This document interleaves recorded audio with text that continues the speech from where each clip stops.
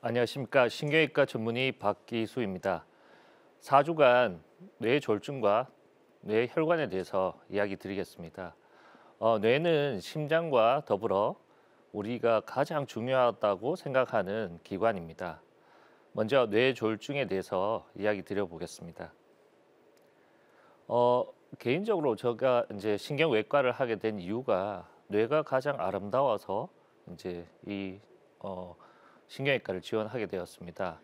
보시면 이 뇌라는 것 자체가 이렇게 병으로 이렇게 표시가 되어 있기 때문에 이런 형태로 보여지지만 실제 수술 중에 보여지는 뇌는 혈관과 그다음에 이런 살색의 어떤 뇌 조직으로 이루어져 있고 가만히 있는 것이 아니라 심장의 박동과 더불어 이 뇌도 박동을 합니다. 보시면 뇌는 많은 혈관들로 이렇게 혈류를 공급받게 됩니다. 그리고 실제 저희 수술 장면도 보시면 이 뇌혈관과 그 조직 사이를 박리를 하면서 진행하게 됩니다. 뇌는 실제 심장에서부터 다양한 혈관들로 이제 영양을 공급받고 있습니다. 그래서 제일 대표적인 것이 내경동맥과 외경동맥이 됩니다. 내경동맥은 심장 뇌의 가장 중심부를 통해서 혈류를 공급하는 거고 외경동맥은 뇌의 바깥쪽과 그다음에 뇌를 둘러싸고 있는 여러 가지 막이나 조직을 영양을 또는 혈류를 공급합니다. 오른쪽에 있는 그 사진은 보통 우리가 이야기하는 MRA라고 하는 그래서 혈관을 이제 간접적으로 보여주는 MRI 영상이고 이 목에 있는 경동맥 그다음에 그 머리를 조행하는 내경, 외경동맥을 보여주고 있습니다. 사실상 심장의 상당 부분의 혈액이 뇌로 가게 됩니다. 그리고 우리가 보통 이야기하는 뇌졸중이라고 하면 뇌에 어떤 출혈이라든지 경색이라든지 이런 병을 이제 포함해서 하는 그 포괄적 개념입니다. 그래서 한자로 뇌졸중은 골뇌의 마칠종, 그 다음에 가운데 중. 그래서 사실상 뇌에 어떤 이벤트들이 발생하는 것들을 포괄해서 말하는 어떤 용어이고 사실 진단명은 아닙니다. 그래서 뇌졸중을 보통 이야기를 할 때는 일반적인 어떤 개념일 뿐이지 실제 의학적으로는 뇌경색, 뇌출혈로 좀 더 구체적으로 이야기합니다.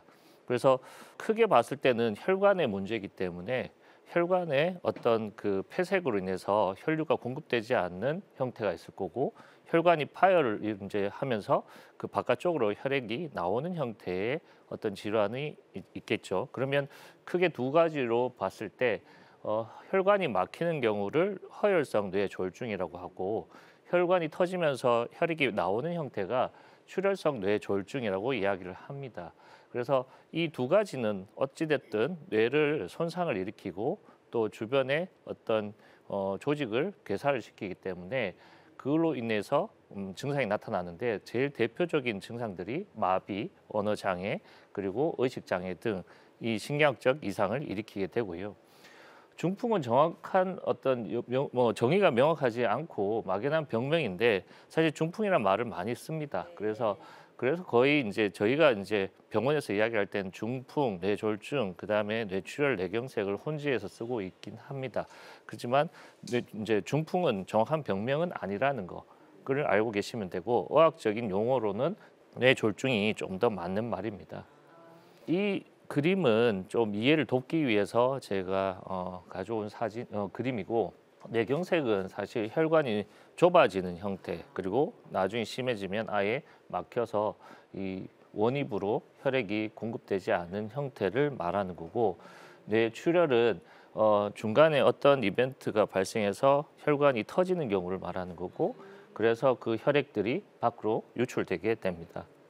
보통 이제 우리가 이 혈액이 이제 뭐 혈관이 막혀서 뇌경색이 오게 되면 사실상 말 그대로 이렇게 괴사가 되는 거죠. 그러니까 뭐 저는 사실 뇌를 두부로 설명을 많이 하는데 두부가 아주 말랑말랑하고 또 수분으로 인해서 아주 신선한 형태를 유지하다가 이 물이 마르거나 아니면 그쪽으로 신선도가 떨어지게 되면 사실상 그 퍼석퍼석하게 됩니다. 그래서 저기 보면 이제 뇌의 어떤 경색이 오른쪽인데 그 뇌경색이 온 부위에 그 말단 부위 원위부는 사실 이제 혈액이 공급되지 않기 때문에 조직이 사실상 퍼석퍼석하게 되고 또는 말 그대로 썩는다고 하죠. 그런 형태 그게 직관적으로 생각할 수 있는 형태이고 뇌출혈은 사실 다양한 형태로 이제 표현이 되는데 혈액이 이제 혈액을 이렇게 뭐 예를 들어서 우리가 파이프가 터져서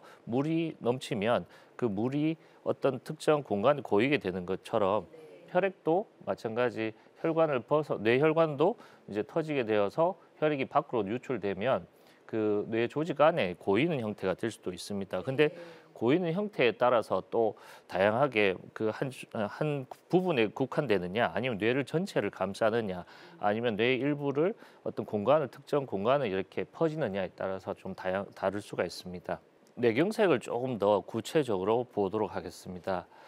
뇌경색은 사실 앞서 말했던 포괄적 뇌졸중에서 가장 많은 부분을 차지하고 있습니다. 그래서 87%를 차지하고 있으면서 그 혈관이 막혀서 뇌 조직에 혈액이 공급되지 않기 때문에 뇌 세포는 점진적으로 이제 죽게 됩니다. 그리고 뇌경색 또한 이제 그 막히는 패턴에 따라서 크게 세 가지로 나뉠 수 있는데 혈전성 뇌경색, 색전성 뇌경색, 열공성 뇌경색입니다. 나중에 차례대로 또 이야기를 좀 더 드리겠습니다. 뇌경색 안에 혈전성 뇌경색은 뇌혈관에 동맥경화증이 진행되게 되면 혈관이 점점 좁아지게 됩니다. 그래서 실제 밑에 있는 사진을 보시면 그 파이프에 녹이 이제 생기고 그것들이 점점점 이렇게 막히게 되겠죠. 그러면 이게 나중에 되면 꽉 막게 되고 그렇게 뒤에는 이제 그 이후에는 물이나 어떤 혈액이 공급 안 되는 형태인 것처럼 혈관도 마찬가지 그 점진적으로 그 혈관 그 자체에서 동맥경화가 진행되다 보면 그 혈관 내면에 어떤 그 우리 혈전이 형성되게 되고 그다음에 그것들이 이제 막게 됩니다. 그러면 피가 이제 더 이상 그쪽으로 가게 되지 않죠. 그래서 혈전성 뇌경색은 어떤 뇌혈관에 이제 그 뇌혈관 어떤 곳이든 간에 그 자체에서 좁아지는 거라고 생각하시면 되고요. 뇌색전증은 이게 이제 심장이라든지 그다음에 목을 이제 우리가 경동맥을 이제 그 한 가지로 이제 표현을 하자면 그 나무라고 생각하시면 실제 뿌리가 심장이 되는 거고 거기서 가지가 쳐서 이제 뇌로 들어가게 되는데 심장이라든지 아니면은 그 뿌리에서 바로 나와 있는 큰 가지에 어떤 해당하는 부분이 어떤 문제가 생기는 경우를 말하는데 경동맥도 마찬가지 그 경동맥이 목에서 다시 밖으로 주행하는 외경동맥과 내경동맥으로 나뉠 때 그 제일 중심 그 두 가지 가지가 이제 나뉘기 전 단계를 보통 이야기를 하는데 이렇게 심장이라든지 이제 목 부위에 있는 경동맥에서 혈전이 생기는 경우가 이제 있겠죠. 그런 경우는 다양한 이유가 있을 수 있습니다. 예를 들어서 심장 같은 경우에는 그 심장 자체에서 생기는 어떤 질환들, 뭐 예를 들어서 부정맥 같은 경우에는 심장이 이렇게 규칙적으로 뛰지 못하고 어느 순간 이게 리듬을 잃게 되는 거죠. 그러면 사실 혈액이라는 게 계속 순환을 하게 되면 응고가 되지 않지만 그 혈액이 이제 저류가 되면 어떠한 경우든 간에 혈전이 생기는 겁니다. 그래서 부정맥도 일종의 보통 우리가 심방세동이라고 하죠. 그런 것들이 생기게 되면 그 혈전이 생길 수도 있고요. 아니면 심장 자체의 염증이라든지 아니면 심장 자체의 어떤 뇌벽이 좀 손상이 된다든지 여러 가지 이유에 의해서 그렇게 먼저 혈전이 생기게 되고 또 경동맥도 마찬가지 큰 가지이기 때문에 그 경동맥 자체에서 혈전이 생기기도 합니다. 그러면 그런 두 가지의 어떤 기관에서 혈전의 덩어리가 생기게 되겠고 그 혈전이 일부가 이렇게 떨어져 나가는 경우가 발생합니다. 그러면 그것들이 혈액을 타고 결국 뇌로 올라가게 되게 됩니다. 그래서 색전증은 사실상 큰 혈전에서 작은 혈전으로 분리가 되고 그것들이 이렇게 머리에 어떤 뇌에 영향을 주는 경우를 말하고 있고 그래서 심장의 원인이 제일 많고 그래서 색전증 뇌졸중에서 거의 20%를 이제 심장이 이제 어떤 문제가 생겨서 생기는 경우라서 나중에 이제 뇌경색이 진단되었을 때는 심장부터 저희가 또 검사를 하게 됩니다. 열공성 뇌경색은 혈관이란 것이 이제 큰 가지에서부터 점진적으로 이렇게 막 이 가지를 쳐서 결국에는 마지막에는 어떤 나뭇잎이나 아니면은 꽃을 피우게 되는데, 그러면 거의 뇌의 거의 말단부에 해당하는 어떤 혈관들이 있겠죠. 그럼 그런 혈관들은 아주 작은 혈관들입니다. 그래서 앞서 말했던 어떤 혈전의 영향이 아니라 그 자체의 혈관이 너무 좁기 때문에 거기서 조금이라도 뭔가 이렇게 가늘어지거나 아니면 뭔가 막히게 되면 이런 작은 어떤 뇌경색을 일으키게 됩니다. 그래서 사실 너무 작은 혈관이기 때문에 막히는 경우도 혈전이나 이런 것보다는 혈압이 높아서 계속 그 혈압들로 인해서 혈관이 이제 적응을 하다 보면 이 혈관이 두꺼워집니다. 그래서 작은 혈관이 두꺼워지면 자기 자체의 그 어떤 그 내경을 막아버리는 형태가 되겠죠.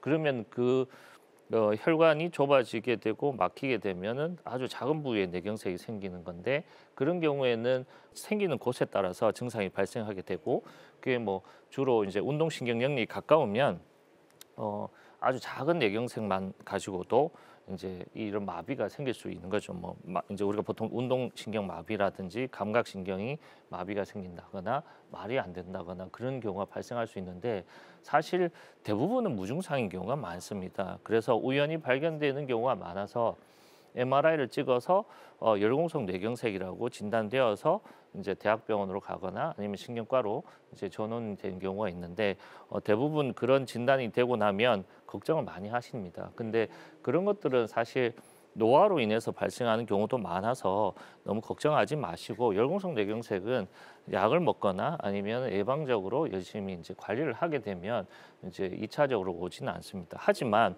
반대로 이런 것들을 너무 간과하게 되면 열공성 뇌경색 이후에 재발을 1년 이내에 10% 정도는 재발합니다. 그래서 이런 열공성 뇌경색이 재발되었을 때는 우선은 대학병원이나 아니면 신경과로 가서 이제 약을 먹든지 아니면 고혈압에 대한 어떤 부분을 잘 관리를 이제 하는 형태가 돼야 됩니다. 지금 MRI가 열공성 뇌경색인데 사실 제 환자분이시고 이제 증상은 없습니다. 다른 질병 때문에 저희가 MRI를 찍게 되고, 그 MRI에서 보면 하얗게 보이는 부분들이 이제 이 열공성 뇌경색, 그 사실 거의 작은 형태의 뇌경색이 지나간 흔적입니다. 그래서 이 급성으로 온 건 아니고 지나간 흔적이라고 보시면 되고요.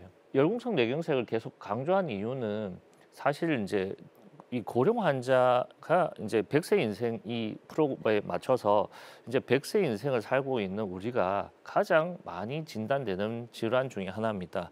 물론 앞서 이야기했던 여러 가지 급성기 뇌경색은 뭐 엄청 우리가 많이 이렇게 교육을 듣고 잘 알고 있기 때문에 이런 부분들은 진단이 되는 바로 증상이 나타나면 바로 이제 대학병원으로 이어지는 시스템이 워낙 잘 갖춰져 있습니다. 하지만 열공성 뇌경색은 저희가 일상적으로도 많이 진단되고 이야기를 이제 듣긴 하지만 증상이 없거나 아주 경하기 때문에 이제 사람들이 간과하기 쉽습니다. 그래서 제가 좀 강조하는 건데, 일괄성 허혈 발작은 뇌졸중과 똑같은 증상을 이제 보여지는데, 사실 MRI나 CT나 여러 가지 검사를 했을 때는 특별히 진단이 되지 않은 경우를 말합니다. 그래서 처음에 어떤 특정 마비가 생기는데, 운동신경 마비나 언어 마비나 아니면 감각신경 마비가 생겨서 이제 바로 이제 그 병원에 가서 MRI를 찍게 되는데, MRI에서 아무 이상이 없다고 나옵니다. 하지만 신경과나 또는 뇌졸중에 관련된 과에서는 약을 처방하게 되죠. 그래서 그리고 진단명에는 일괄성 허혈 발작이라는 명칭을 붙입니다. 그래서 사실 뇌경색과 또는 뇌졸중과 똑같은 어떤 취급을 합니다. 그래서 이 일괄성 허혈 발작이 발생했다는 것은 어떤 특정 혈관이 막혔다가 다시 뚫렸다고 보시면 되는 거고, 그게 다시 또 어떤 그 폐색을 일으킬 수 있기 때문에 약을 먹든지 아니면 주의 깊게 증상을 잘 관찰해야 됩니다. 그래서 일괄성 허혈 발작이 발생한 거나 아니면 앞서 이제 이야기 드렸던 열공성 이제 뇌경색 같은 경우에가 우리가 많이 경험을 하거나 또는 경험을 하더라도 그냥 갑자기 이제 그 증상이 있다가 괜찮아지니까 잊혀 이제 버려지는 어떤 질환인데 이런 증상들이 발생했을 때는 빨리 병원에 가서 그런 이야기를 이제 하시고 또 검사를 다 해서 거기에 대한 원인을 또 진단을 받거나 원인이 없다 하더라도 예방적 약물을 복용하는 게 저는 반드시 중요하다고 생각합니다. 이제 뇌출혈로 넘어가게 되겠습니다. 뇌경색을 좀 더 길게 이야기했던 이유가 뇌경색이 좀 더 많은 빈도로 발생하기 때문에 그렇습니다. 그리고 뇌출혈은 뇌경색 다음으로 많이 발생하는 어떤 질환이고 그 혈관이 사실상 그 터져서 혈액이 밖으로 유출되는 경우를 말하고 보통 뇌 손상이 발생하고 약 30일째에서 35에서 52%의 사망률을 보일 정도로 사실 이 굉장히 치명적인 질환 중에 하나입니다. 그리고 사망의 절반은 거의 2일째 발생할 정도로 굉장히 이 초기에 어떤 그 진단과 치료가 필요합니다. 그리고 앞서 이야기했던 어떤 뇌경색과 그다음에 뇌출혈은 이 뇌를 이제 손상을 일으키기 때문에 그래서 이제 그 생기는 증상이나 이런 것들은 다 비슷합니다. 하지만 이제 생기는 그 패턴이나 어떤 현상은 다르기 때문에 치료는 조금 달라지게 됩니다. 그리고 뇌출혈은 뇌경색과 달리 물론 뇌경색 안에서도 아주 큰 혈관이 막히게 되면 나중에 이제 부종이 오지만 뇌출혈은 그 출혈이 생기는 즉시 그 이후부터는 계속 시간에 비례해서 뇌에 부종이 생기게 되고 뇌압이 상승하게 됩니다.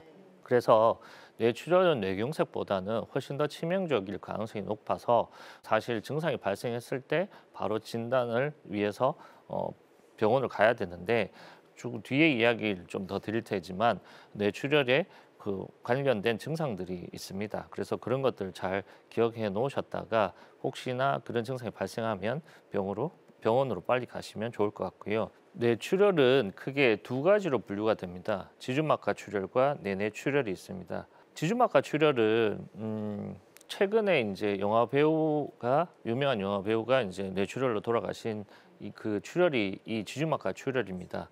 뇌동맥류라고 하는 그 꽈리가 이렇게 터져서 발생하는 출혈이고 이게 발생하고 난 다음에 보통 3분의 1, 30% 이상이 출혈하면 바로 사망한다는 그 어떤 보고가 있을 정도로 굉장히 치명적인 질환 중에 하나이고 이 지지막하 출혈은 또 대표적인 증상이 있습니다. 머릿속에 갑작스러운 망치로 맞은 듯한 엄청난 통증이 있게 되면 반드시 병원으로 가셔서 진단을 이제 받으셔야 되고 그다음에 이것 또한 출혈이기 때문에 뇌압을 이제 상승을 야기하게 되고 또 구토와 그다음에 의식 장애가 발생하고 심한 경우에는 아예 거의 우리가 보통 이야기하는 혼수 상태라고 하죠. 코마 상태까지 빠질 수 있습니다. 이 동맥류는 그 저희 또 뒷시간에 또 다음 시간에도 좀 더 자세하게 다룰 정도로 좀 중요한 질환입니다. 그래서 오늘은 이 동맥류에 대해서 간단하게만 이야기 드리면 꽈리라고 하는 이제 꽈리가 사실 저도 본 적은 없는데 열매라고 이야기를 하더라고요. 그래서 그 열매가 이렇게 이제 우리 이 혈관을 이제 보면 혈관에 이제 부푸는 정도가 꽈리 같다고 해서 이제 이야기를 하는데 그 이 부푸는 이유가 그 가지가 있다면 혈액의 어떤 그 흐름에서 봤을 때 큰 혈액이 두 가지로 나눌 때는 어떤 특정 혈관이나 특정 장소에 계속 압력을 걸게 됩니다. 그렇게 되면서 이 혈관 자체가 좀 부푸는 어떤 그 현상을 보이게 되고 그 혈관이 풍선 부풀듯이 부풀다 보면 결국에는 풍선이 터지듯이 그렇게 터지게 되는 겁니다. 또 다음으로는 뇌출혈 중에 뇌내 출혈이 있는데 주로 고혈압이나 혈관 기형으로 인해서 출혈이 발생하는 경우고 지금 CT에서 보시는 것처럼 어떤 특정 영역에 이런 혈액이 고여 있는 형태가 되고 실제 수술을 하게 되면 저희가 이제 선지국을 먹게 되지 않습니까? 그런 선지가 저렇게 딱 형성되어 있습니다. 그래서 말 그대로 파이프에서 어떤 특정 부위가 이제 벽이 약해지게 되고 거기에 물이 확 쏙 이제 나오게 되면 그 공간이 고이는 것처럼 그런 어떤 공간을 이제 자기들이 이렇게 벌려서 만들어 놓고는 거기에서 굳게 됩니다. 이분 같은 경우에는 왼쪽 이제 기저부에 출혈이 생겼고 의식을 이제 의식 손상과 함께 우측 이제 편마비가 오신 거거든요. 그래서 증상은 사실 생기는 위치에 따라서 다양합니다. 그래서 뭐 제일 우리가 많이 알고 있는 건 운동신경 마비, 감각신경 마비 또는 말의 장애 또는 심지어 아주 작은 이제 그런 출혈도 뭐 안면마비나 이런 것들이 발생할 수 있습니다. 그래서 원인으로는 다양할 수 있는데요. 우리가 어떻게 할 수 없는 원인이 있고 우리가 어떠하든 예방이나 치료 이제 뭔가 저희가 스스로를 이제 치료할 수 있는 영역의 어떤 원인이 있겠죠.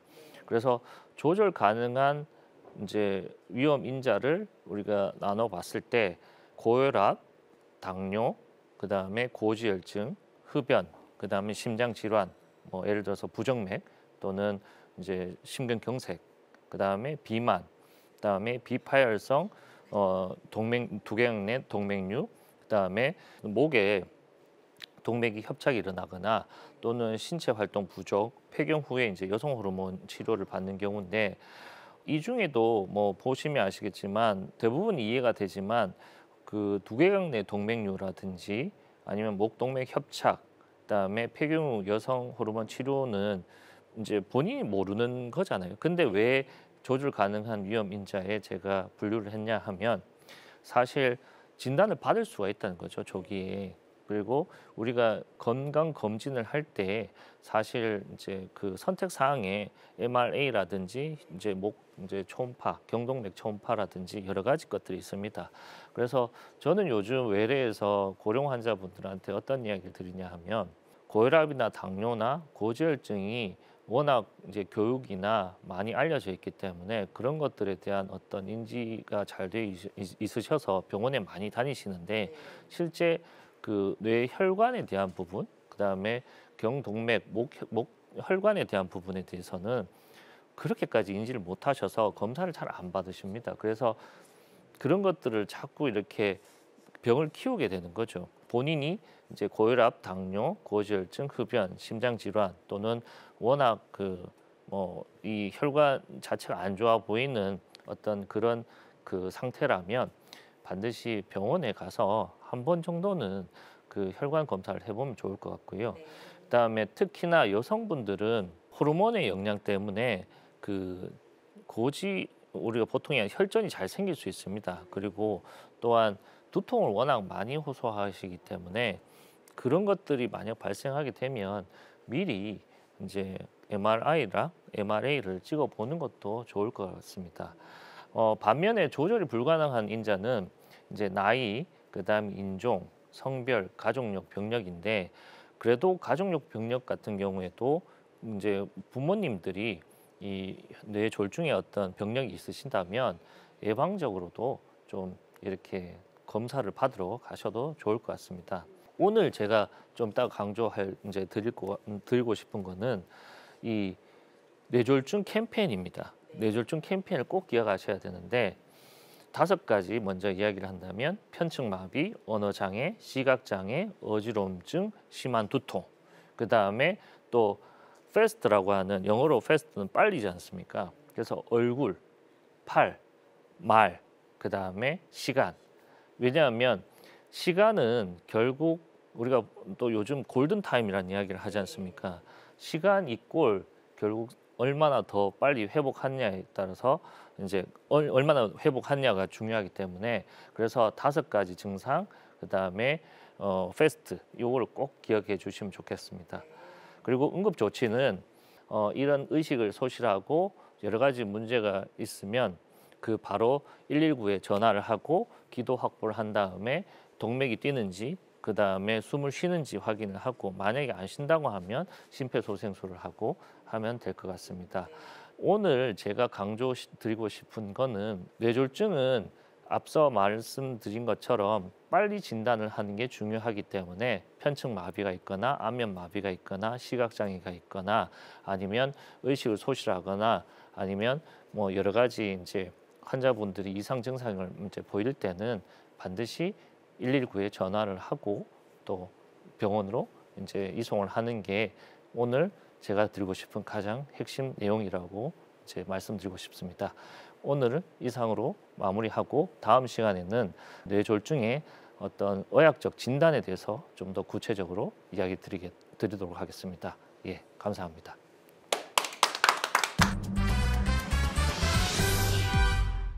교수님, 오늘 강연을 통해서 뇌졸중의 개념, 그리고 진단, 또 증상, 이렇게 다양한 뇌졸중에 관해서 알아보았는데요.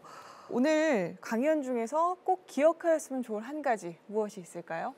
뇌졸중은 골든타임이 존재하는 아주 이제 그 중증 질환입니다. 그래서 마비가 생기는, 그리고 마비 종류에는 운동신경, 감각신경, 그다음 시각, 이런 안면 마비 등 이런 마비 증상이 발생하면 119에 빨리 연락을 하고 빨리 병원으로 이송하는 그 시스템을 꼭 기억해 주셨으면 합니다.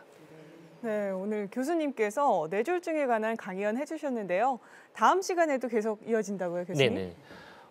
이제 일반적인 어떤 우리 그 주관적인 진단 증상에 대해서 이야기를 드렸다면, 이제 다음은 병원으로 이송되었을 때 병원에서 이제 뇌졸중을 진단하는 그런 어떤 그 절차에 대해서 이야기 드리겠습니다. 네, 다음 시간에는 뇌졸중 절차에 관해서 알아보는 시간 가져보겠습니다. 다음 강연도 기대하는 마음으로 기다리겠습니다. 네. 함께해 주신 시청자 여러분 고맙습니다. 저희는 오늘도 주님 안에서 승리하는 하루, 건강한 하루 보내시고요. 저희는 다음 이 시간에 다시 찾아오겠습니다. 감사합니다.